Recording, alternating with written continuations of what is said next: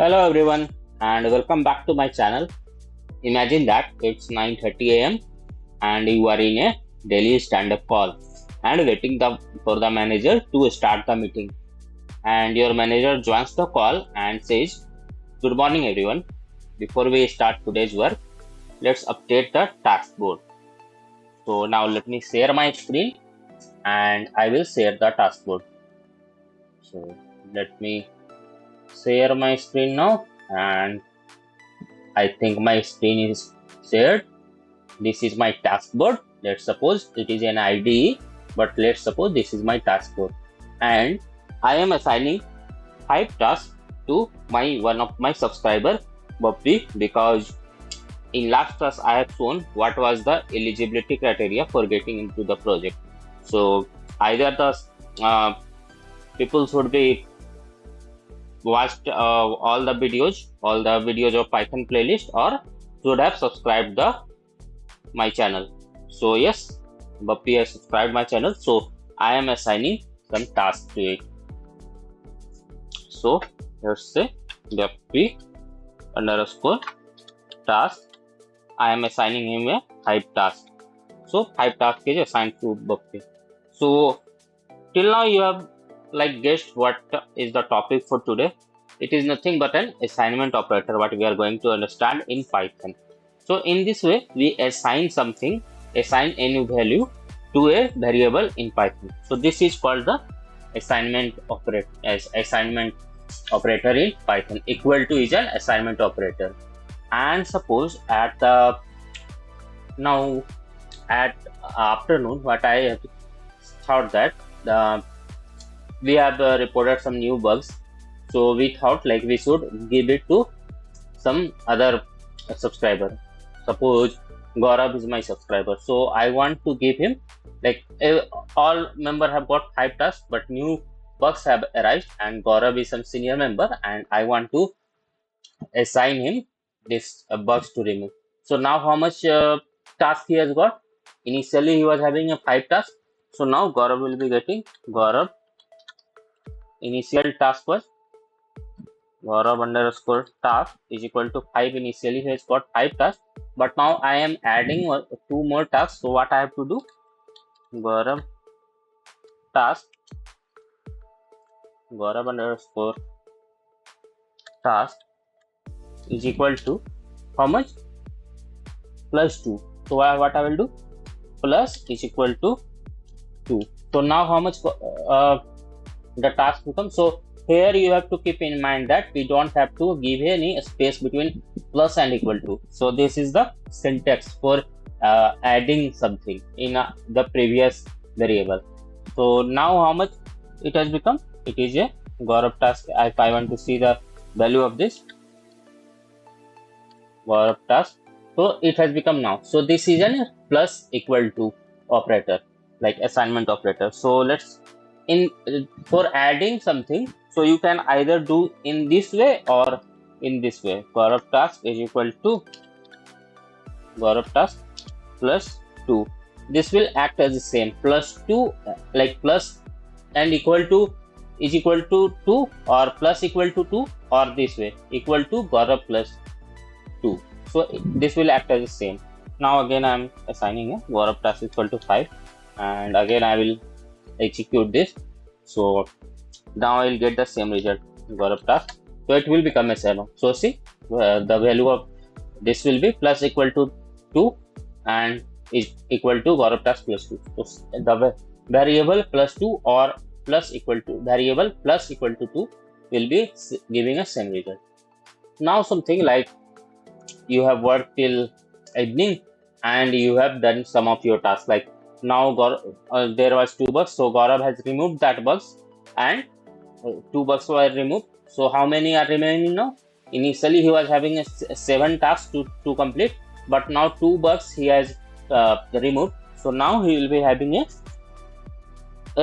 5 tasks. So how can we update it? Gaurav task minus equal to and 5 we have 7 we have to do, or Gaurav task we have to do. So in this way, what it will become? minus like Gaurav task minus 2 we have to do. So 2 task is removed. So we will be having go and execute. So now, so Gaurav has now having a 5 task. So in this way, you can use this operator minus equal to 2, or you can also do something like this. In similar way, how we have done with addition one. So Gaurav underscore task is equal to Gaurav task minus 2. So it will again, now it will become a 3, because if I will go and check the value of this, so it will become a 3. So in this way you can use minus equal to operator, assignment operator. Now suppose client has told you you have to check everything into a different environment. Suppose we are having a two environment or 3 environment. Suppose we are having one test environment, one we are having non-prod environment, and we are having one prod environment. So how much it is increased? Like again, in first we are checking in a test environment. Now it has increased to 2. So what we have to do? Like now task has been increased by multiplication, because now we have to check in 2 environment again. So like suppose we are having a two environment only, not take a 3. So we are having a test and a prod environment. So we are testing in prod environment, everything is working fine or not. So the task has been multiplied with 2. So for multiplication, what we have to do? Let's say suppose one of my subscriber name I will take, Nishant. Nishant has taken. Nishant is also having a 5 task, and now client has told him to what he has to do. He has to test in prod environment also. So initially he has got 5 environment, now 5 tasks. Now again he have to take in the prod environment. So he has to multiply his task with 2. So what we have to do? Nishant is equal to Nishant into 2, because why? Nishant into. So in this way we can have a multiplication operator, multiplication assign. Like we can also assign like this if you want. Nishant into is equal to 2. In this way also. Nishant, spelling mistake. So now the value will come as 20. Nishant. So in this way you can assign. Now suppose the task has been increased much, like because there is one more environment has been introduced, 3 environment.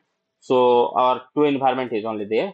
So now suppose manager thought, like client has told to test in our test environment and prod environment, but what I mean, the manager has not wanted to give a burden on one person. He wanted to split the task. So for that, what he has to do, if Nishant has got 10, like everyone has got something 10 tasks, or now the task has been increased to 20. So he want to divide it, like each person will get a 10 tasks only. So what we have to do? We have to assign, divide it by it. So for dividing, what you have to do? Nishant task has been increased. So in this slash and equal to by 2 I have to do. So now Nishant will get how much task? Again he will be having a Nishant will be having 10 tasks only. But the data type of this Nishant has been changed, because whenever we divide it, so it will convert into a floating type. But if we don't want to convert into floating type, so what we have to do? We have to do a typecasting. So int Nishant. Now let's go and like what we have to do. Now the manager say we only count a completed task only, something like how much task is completed. So what we will do? So we have understood this, like return 4.0. So now what we have to do? Suppose task is having a 5, task value is, like, we have to understand what is a floor division here. So task Nishant, I will do. Nishant is having how much task? 10 tasks. Or let's suppose task is equal to, there are 7 tasks, and each task should be divided among 2%. So how many tasks will be completed by 2%? Like if you will divide, so if I will try to divide 7 by 2, so let's say what it will come, task is equal to task by 2. So what will be the value of task? Task will be 3.5. But do you think like 0.5 any one will be completed? No. So what we have to do, we have to get only the tasks which can be completed. So for that we have to use double divider. So equal to 2.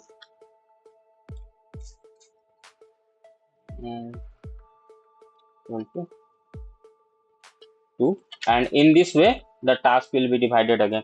So task, so now one task. So in this way, if you want to check if the how many tasks are completed, only like we want to see only the completed task, so it will like remove the let me do one more thing here. Like task is now 7 I'm doing, and I will be dividing this. Now I'll check task. So see, the completed task will be a 3. Only 3 tasks can be completed if I'm dividing into 2%. So 2% can divide, 2% can complete actually only the 3 tasks. If it is task is 7 and divided among 2, so each person can only complete 3 tasks. Understood? Like they can't complete 3.5 tasks. Now if we distribute this task equally among 3 developer, like suppose, so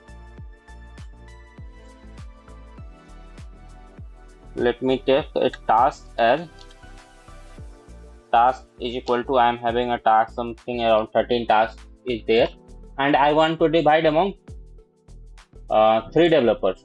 So now how many will be left over, like how many tasks will be left over? So for getting that, what we have to do, we have to use a modulo operator for checking, like if my task will be divided among 3 developers, then how many tasks will be remained after the 3 developers have completed that. So for that we have to use a modulo equal to and by 3. So what modulo will be doing? Modulo will be giving me a output as a remainder, like how many tasks, like whenever you multiply something like this.